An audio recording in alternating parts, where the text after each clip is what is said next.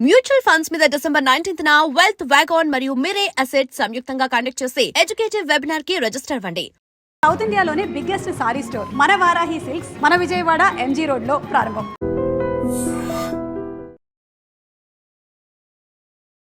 ఇది వ్యాపారం. నాకు మెయిన్ సక్సెస్ అవడానికి పేరు అసలు పెట్టి తీసేయడానికి ధైర్యం ఎలా వస్తుందండి? పెట్టడం తీసేయడం. టైం అయిపోయింది తీసాం.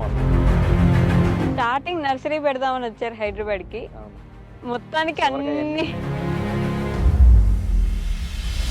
ఎంత ఖర్చు అయింది నర్సరీకి?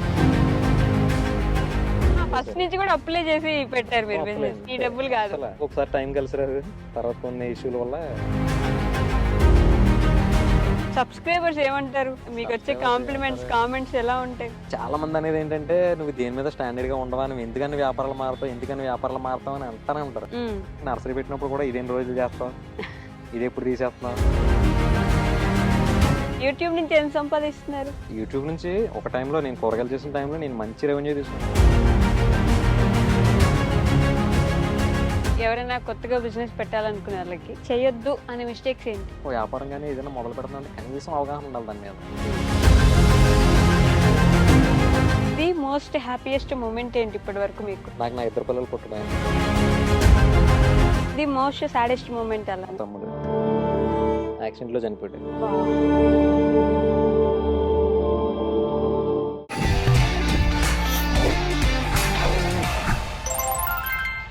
హాయ్, హలో, నమస్తే, welcome back to our channel. నేను మీ వైషు.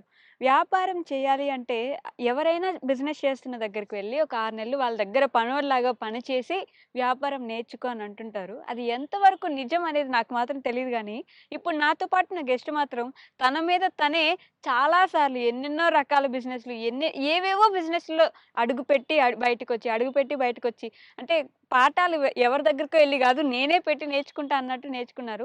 బట్ మొత్తానికి అయితే ఒక విధంగా సెట్ అయ్యారనే చెప్పాలి. ఇప్పుడు హైదరాబాద్లో మంచి లీడింగ్ రన్నింగ్ బిజినెస్ ఒకటి పెట్టుకున్నారనమాట.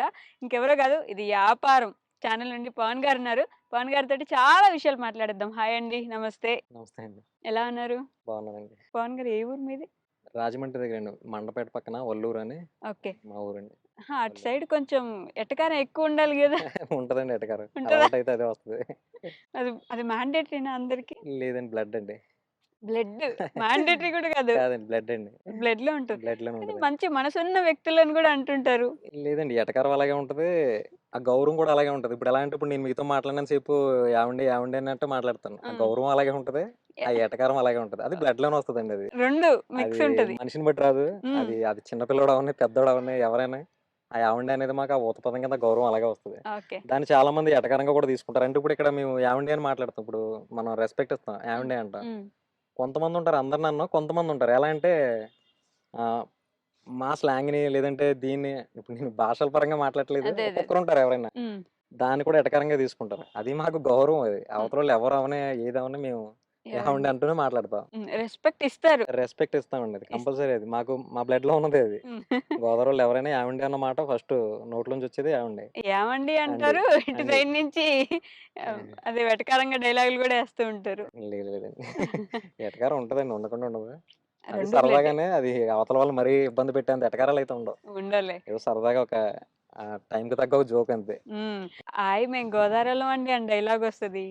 మర్యాదలకు కానీ ఏదైనా ఫుడ్ పెట్టాలన్నా కానీ, కొత్త అల్లుళ్ళకి అయితే సంక్రాంతికి ఇంకా భోజనాలతో చంపేస్తారని కానీ ముందు ఫేమస్ కదా మీరు. అవునండి, దాని గురించి మనం కొత్తగా చెప్పాల్సింది ఏం లేదు. అది ఎప్పటి నుండో అందరికీ తెలిసిందే. గోదావరి అంటే ఎలా ఉంటది, వాళ్ళ మర్యాదలు ఎలా ఉంటాయి, వాళ్ళ రెస్పెక్ట్ ఎలా ఉంటది అన్నీ. ఇంకా అది ఎక్కడే, అది వేరే వాళ్ళు ఎవరు మ్యాచ్ చేయలేరు కూడా దాన్ని. అంతే అంతే అండి, గోదావరికి ఉన్నది అది. ఏం చదువుకున్నారు? నేను 10th అండి. 10th నేను 10th అండి. 10th తర్వాత ఆపాల్సి వచ్చింది, ఆపేసాను. ఆపాల్సి వచ్చిందా? ఆపాల్సి వచ్చిందండి. ఇంటర్ కాలేజీలో జాయిన్ అయ్యాను. జాయిన్ అయిన తర్వాత కొన్ని ప్రాబ్లమ్స్ వల్ల మళ్ళీ అప్పుడు డ్రాప్ అయిపోవాల్సి వచ్చింది, మానేసాను. అయ్యో, ఎందుకని? అంటే అమ్మ వాళ్ళకి ఏమైనా? అమ్మ వాళ్ళకనే ఏం కాదు, మా నాన్న వ్యవసాయం చేసేవాడండి. ఆ వ్యవసాయం చేసే టైంలోనే కొంచెం లాస్ వచ్చింది. అప్పట్లో తుఫాన్ వచ్చింది, దాని పేరు లైలా తుఫాన్ సంథింగ్ ఏదో ఉంది, పేరు సరిగ్గా ఐడియా లేదు. 2012 తర్వాత 12-13 ఆ టైంలో ఆ తుఫాన్ వల్ల మా కొంచెం వ్యవసాయం దెబ్బయి మా నాన్నగారు ఇంకేం చేయలేని పరిస్థితుల్లో నేను కాలేజీలో జాయిన్ అయిన తర్వాత ఇంటర్ ఒక 20 డేస్ అనుకుంటా వెళ్ళాను. ఆ తర్వాత మళ్ళీ అక్కడ నుంచి మానేసి ఆ తర్వాత కాకినాడలో మా బాబాయ్ దగ్గర అలా బ్రాందీ షాపులని, క్యాంటీన్లని 2013 నుంచి నేను బయట ఉన్నానండి మొత్తం. అంటే 10th అయిపోయిన దగ్గర నుంచి 16 ఏళ్ల నుంచి బయటే ఉన్నారు. బయటే ఉన్నానండి అప్పటి నుండి. ఓహ్! ఏయ్, అమ్మ ఏం చేస్తారు?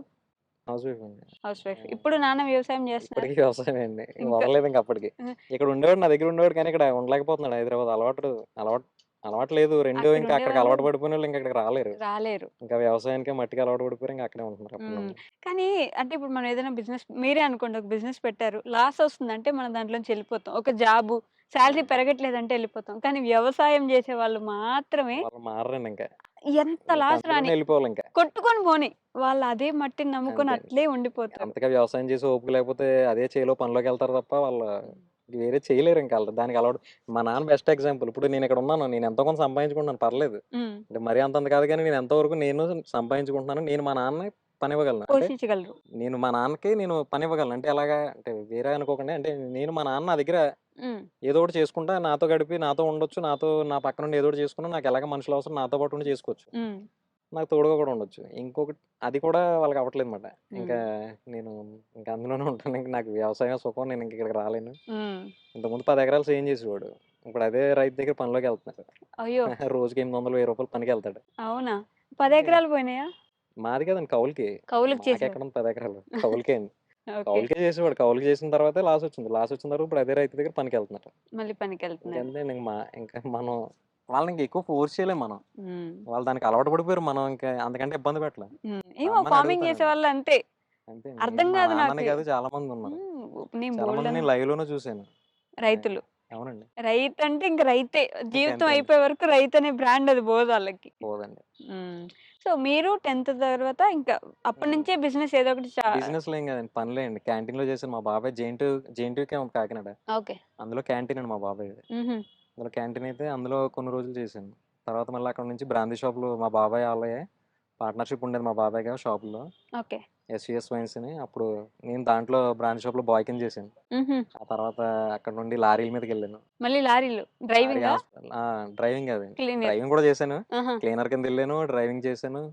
ఆ తర్వాత మళ్ళీ అక్కడి నుండి ఒకటి కాదండి నేను చేసినయి. మళ్ళీ తణుకులో రౌలీ స్పిన్నర్స్ అని చెప్పి దాంట్లో కాంట్రాక్ట్ ఉండేది మా బాబాయ్‌ది. మళ్ళీ అందులో జాయిన్ అయ్యాను. తర్వాత హ్మ్. రైస్ మిల్‌లో జాయిన్ అయ్యాను. ఓకే. రైస్ మిల్‌లో చేశాను. రైస్ మిల్‌లో 1 ఇయర్. క్యాంటీన్ 2 సంవత్సరాలు అది 2 సంవత్సరాలు కాంట్రాక్ట్, 2 సంవత్సరాలు అయిపోయింది. తర్వాత ద్వారకామాయి హోటల్ అని మండపేటలో, హ్మ్. దాంట్లో 5 ఇయర్స్ చేశాను. ఓకే. మండపేటలో ద్వారకామాయి హోటల్. మంచి పెద్ద హోటల్ అది. ఆ హ్మ్. టౌన్‌లో పెద్ద హోటల్. హ్మ్. ఫేమస్ హోటల్ కూడా. ఓకే. అక్కడ చేశాను. 5 ఇయర్స్ చేశాను. తర్వాత 2020 కరోనాకి కొంచెం ఒక 2 మంత్స్ ముందు నాది లవ్ మ్యారేజ్. ఆ! అప్పుడు మ్యారేజ్ చేసుకున్నాను. హ్మ్. అహా! అసలు ఈ గ్యాప్‌లో మీకు ప్రేమించడానికి టైం ఎక్కడుండింది? ఎందుకుండదండి, బోలెడు టైం ఉంటది. అంటే అన్ని దగ్గరలో పనులు చేసుకుంటూ ఉన్నారు. పనులు చేస్తాం. పని చేసేటప్పుడైనా ఖాళీగానే ఉంటాం కదండీ. అవునా? అంటే అవును. మీ అది ఊరేనా అమ్మాయి? కాదండి, అమలాపురం దగ్గర మరి అమలాపురంలో ఉండే అమ్మాయిని ఇక్కడ మండవరమా? మండపేట అండి. మండపేట మండపేటలో దగ్గర ఉండే ఒల్లూరు. మీరు ఆ! ఆ! ఎలా ప్రేమించారండి? కలిసింది అంతే అండి ఇంకా. ప్రేమించి అంటే మధ్యలో మాకు ఆ కాలేజీలో ఫ్రెండ్స్ నాకున్నారు. నేను అలా కాలేజీకెళ్ళడం వల్ల అలా పరిచయం. అలా మ్యారేజ్ అయింది. మీరు చదువుకోవడానికి కూడా ఎళ్ళలేదు. ఆల్రెడీ ఫ్రెండ్స్ ద్వారాగా అలా చదువుకుంటున్న ఒక పరిచయం అయ్యాం. అమ్మాయిని మీ ఫ్రెండ్స్ ద్వారా ఆ కాలేజ్‌లో ఎళ్లి పలకరించి అవునండి. అలా అలా అయింది. ఆహా! మీరిందాక మాట్లాడుతూ నేను ఇంట్రోవర్ట్ అండి అన్నారు. అవునండి. ఇక్కడ మాత్రం ఇంట్రోవర్ట్ కాదా మీరు? అందుకే మెడాడు తిప్పట్లేదు. ఆడెవడైనా చూస్తే ఆగిపోద్ది, నా మాట రాదు. ఆహా! అసలు కాలేజ్‌లో అమ్మాయిని పడేసారు కదా! అక్కడ ఇంట్రోవర్ట్ కాదా? ఇంట్రోవర్ట్స్ ఎప్పుడు కూడా ఫోన్‌లో స్పీడ్‌గానే ఉంటారు. డైరెక్ట్ అయితే మాట్లాడలేరు గాని. ఫోన్‌లో మాట్లాడుకునేవాళ్ళా? అంతే ఫోనండి. హ్మ్. అక్కడి నుండి కరోనా. హ్మ్. కరోనా తర్వాత మళ్ళీ 2 మంత్స్ 2 సంవత్సరాలు ఖాళీ. కరోనా తర్వాత ఇంకేం చేయలేదింక. ఓకే. ఆ టైంలో ఇంకేం లేదు. నేను హోటల్‌లో చేసేవాడిని. హ్మ్. మానేశాను. హ్మ్. మానేసిన తర్వాత ఏం చేయాలన్న టైంలో మా అమ్మమ్మ గారి ఊర్లో మళ్ళీ హోటల్ పెట్టాను. మీరు కోర్మిల్‌లో. పెట్టారా? ఫస్ట్ ఫస్ట్ కోర్మిల్‌లో హోటల్ బిజినెస్. పెట్టానండి. హ్మ్. ఫస్ట్ కోర్మిల్‌లో హోటల్ పెడితే మా అమ్మమ్మ గారి ఊరు కోర్మిల్లి. ఓకే. చిన్నప్పుడంతా అక్కడే ఉన్నాను నేను. దానివల్ల నేను ఆ ఊర్లో హోటల్ పెట్టాను. మా బావగారు ఆళ్ళ సపోర్ట్‌తో నేనక్కడ హ్మ్. హోటల్ పెట్టాను. హోటల్ పెట్టిన తర్వాత బానే జరిగింది. ఖాళీగున్నా కూడా బానే రిచ్ అండి మీరు. డబ్బులు బానే వచ్చాయి. డబ్బులు బానే వచ్చాయండి. అసలు మెయిన్ టాపిక్ ఇదే. హ్మ్. డబ్బులెలా వచ్చాయంటే, నేనంటే మ్యా మా మా అమ్మ తరపు అంటే మా అమ్మమ్మ, మా మావయ్య, మా చిన్నమ్మలు, హ్మ్. ఈయన మా బావగారు, వీళ్ళందరికీ, మా చెల్లి, హ్మ్. ఇంకా వీళ్ళందరికీ నేనంటే ఇష్టం. ఇష్టం నేనంటే నమ్మకం. ఆహా! నేను ఏదో ఒకటి చేస్తాడు. నేను అడిగితే నాకింత కావాలి, నాకిది చేస్తున్నాను, నాకిది కావాలి. నేను ఇంట్లో వాళ్ళకంటే ఎక్కువ కూడా వాళ్ళని అడుగుతాను. హుహు. నేను పలానా వ్యాపారం చేస్తున్నాను, నాకు డబ్బులు కావాలి. రిక్వెస్టింగ్‌గా కూడా అడిగినట్టు ఉండదు. హ్మ్. అలా అడుగుతానన్నమాట. నాకు కావాలి, హ్మ్. నాకు 2,00,000 కావాలి, నాకు 3,00,000 కావాలి, నాకు రూ. 1,00,000 కావాలి. నేను అలాగే అడుగుతాను ఆళ్ళని.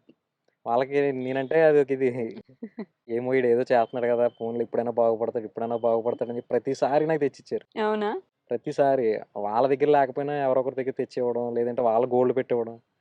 ఆళ్ళు నాకు చాలా చేశారు. అసలు హ్మ్. 1, 2 అని కాదు, నాకు చాలా చేశారు ఆళ్ళు. ఓకే. అంటే మా ఫస్ట్ చిన్నమ్మలో, మా ఓకే. చిన్నమ్మలో మా అమ్మమ్మ, మా మాయ హ్మ్. ఆళ్ళు చాలా చేశారు. ఆ తర్వాత ఈయన మా బావగారు. ఇప్పుడు ఈ నర్సరీ ఇద్దరి మీద పెట్టాం. హ్మ్. మా బావగారు, నేను. మా బావగారు అంటే పెద్దిరెడ్డి అన్నవరం ఈయన, ఓకే. హ్మ్. మా బావగారు. ఆయన నేను కలిపి నర్సరీ పెట్టాం. హ్మ్. ఈ నర్సరీ ఇన్వెస్ట్‌మెంట్ మొత్తం కూడా ఆయనే. అయిందేనా? అంటే అప్పే అంటే నా దాని మీద ఆయనే. ఆహా! ఆయనే పెట్టారు మొత్తం పెట్టుబడంతా ఆయనే. ఓకే. అంటే ఫస్ట్ అలాగా. బిజినెస్ నుంచి అంటే కూడా నన్ను కూడా అలా ఇప్పుడు ఇందులో ఇప్పుడు మీకు చెప్తున్నాను ఇంచుమించు ఇంత డబ్బు ఇంత ఇంత హెవీ ఇన్వెస్ట్‌మెంట్ దీంట్లో. హ్మ్. ఇంత మనల్ని నమ్మాలంటే వాళ్ళకి ఉండాలి గదా! నా అసల. మీద ఇది. ఆ! నమ్మకం అంతే వాళ్ళకి నా మీద. ఫస్ట్ ఏం నుంచైనా చేసినా అంతే. పోనీలే ఈడు హ్మ్. బాగుపడతాడు. పెట్టొచ్చు అన్న ఇది వాళ్ళకి. ఓకే. ఫస్ట్ నుంచి అలాగే సపోర్ట్ చేస్తూ వచ్చారు. హ్మ్. అప్పుడు కోరమిలో హోటల్ పెట్టేటప్పుడు ఈయన కొంచెం మా బావగారు కొంచెం సపోర్ట్ చేశారు. అలా కొంచెం కాదు మొత్తం సపోర్ట్ ఆహా! ఆయనే ఫస్ట్ చేశారు. నుంచి కూడా అప్పులే చేసి పెట్టారు మొత్తం మీరు బిజినెస్. అప్పులేండి. ఫస్ట్ బిజినెస్ కూడా అప్పే. ఫస్ట్ మీ బిజినెస్ కూడా మీ అప్పే. డబ్బులు గాదు. అస్సల ఓకే. చేశాను. చేస్తే అది వ్యాపారం బానే జరిగింది. హ్మ్. కానీ ఏంటంటే ఒక్కొక్కసారి టైం కలిసి రాదు. తర్వాత కొన్ని ఇష్యూల వల్ల నేనే తీసేసాను. వ్యాపారం బా జరిగింది. కానీ మీరే తీసేసారు. జరిగింది కానీ నా టైం అలా ఉండేది ప్రతిసారి. నేను ఇప్పటివరకు చేసిన అన్ని వ్యాపారాల్లో నేను లాస్ అయిందంటూ, ఫెయిల్ అయిందంటూ ఏది లేదు. పెట్టిందన్నీ సక్సెస్సే. ఒక్క కొబ్బరి బొండాలు ఒకటి అవగాహన లేకుండా చేశాను. హ్మ్. పూర్తిగా అవగాహన లేకుండా బ్లైండ్‌గా దిగిపోయి అంటే దిగిపోతే తెలుస్తదిలే అని దిగిపోయాను. ఓకే. దిగిన తర్వాత లాసొచ్చింది. హ్మ్. ఇంచుమించు దాంట్లో పోగొట్టాను ఒక 5, 6 లక్షలు. ఓహ్! అది ఫ్రెండ్‌తో కలిపి చేశాను. అది 5, 6 లక్షలు పోగొట్టాను దాంట్లో. హుహు. మిగిలినవన్నీ నా అంతట నేను చేసినవే అన్నీ గూడా సక్సెస్ అయినాయి. ఫెయిల్ హ్మ్. అయినయి అంటే ఏది లేదు. అన్నీ లేదు. సక్సెసే. కానీ మీరే తీసేస్తూ వచ్చారు. టైం కలిసి రాలేదండి. అలా పోయింది.